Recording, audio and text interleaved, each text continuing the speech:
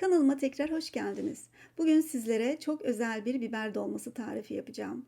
Nohutlu kapya biber dolması. Pirinç veya kıyma yerine bu dolmalar tamamen nohutla dolduruluyor ve bu yüzden çok az karbonhidratlı, bol protein içeren, doyurucu ve çok besleyici bir dolmadır. Nohut yerine kuru fasulye veya kırmızı Meksika fasulyesi de bu tarif için kullanılabilir. Evet, şimdi gelin az malzemelerle yapılan bu kolay ve besleyici tarife geçelim.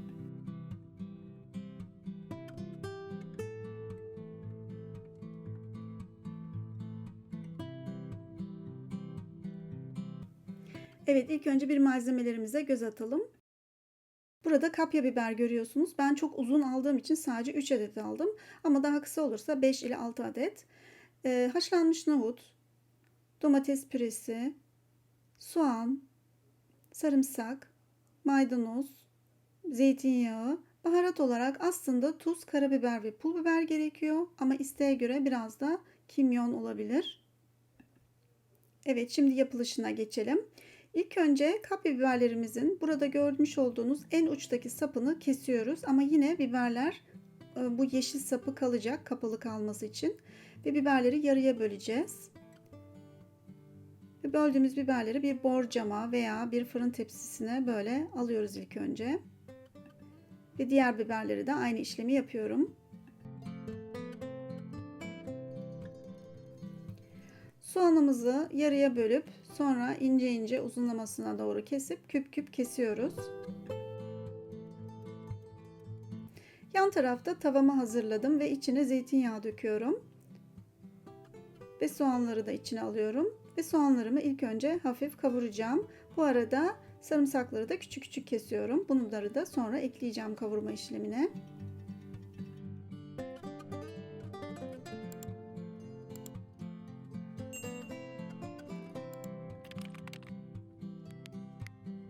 İlk önce soğanları güzelce kavurduktan sonra sarımsakları da ekleyip sarımsaklarla birlikte hafif kavuruyorum. Videomun altında bütün malzeme listesinin miktarlarını bulabilirsiniz açıklamada. Ve şimdi baharatları ekliyorum.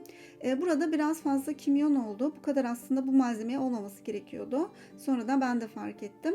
Siz eğer kimyon kullanacaksınız daha az kullanın. Ama malzeme listesinde bunu zaten yazacağım. Ne kadar kimyon kullanmanız gerektiğini. Ve domates püresini de içine alıp soteliyorum. Ve hemen ardından haşlanmış nohutları da ekliyorum ve bunlarla da biraz kavurma işlemini devam ediyorum.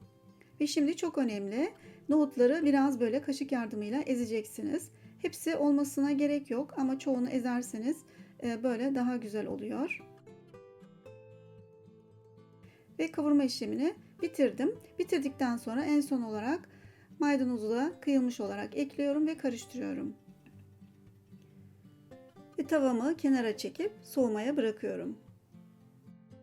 Ve dolmaları doldurmaya sıra geldi. Kapya biberi çok ince olduğu için çay kaşığı ve tatlı kaşığı yardımıyla yaparsanız bu işlemi daha kolay olur.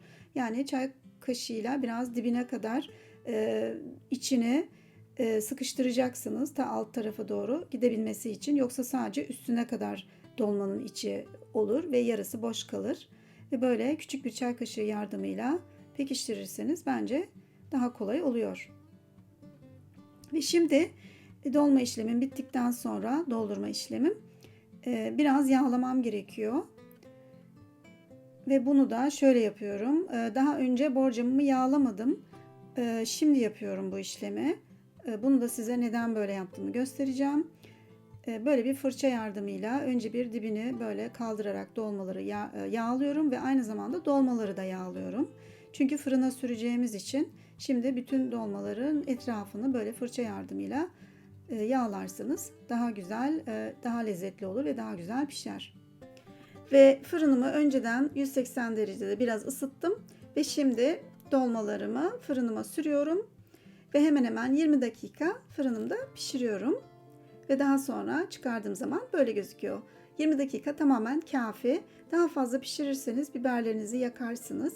Ve içini daha önce de zaten hazırladığımız için, nohutlarımız da pişmiş olduğu için 20 dakika tamamen yeterli dolmaların bitmesi için. Ve yanına tabii ki yoğurt bence çok yakışıyor.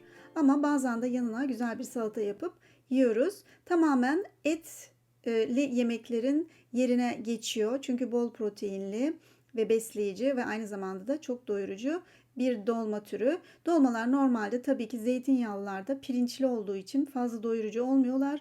Etli de devamlı belki yapmak istemiyoruz veya vejetaryen besleniyoruz. Ve genelde bu da çok değişik bir dolma yöntemi bence. Muhakkak bir deneyin. Başında da demiş olduğum gibi kuru fasulye veya kırmızı Meksika fasulyesiyle de aynı tarifi yapabilirsiniz. Öyle de çok güzel oluyor. Evet, umarım denersiniz ve bana da bir beğeni verirseniz çok sevinirim. Ve acaba siz dolmalarınızı nasıl dolduruyorsunuz? Hangi baharatları kullanıyorsunuz? Veya değişik bir yöntem de sizde var mı? Bunu çok merak ediyorum. Varsa muhakkak yazmayı ihmal etmeyin. Ve bir dahaki tarifimde görüşmek üzere. Hoşça kalın.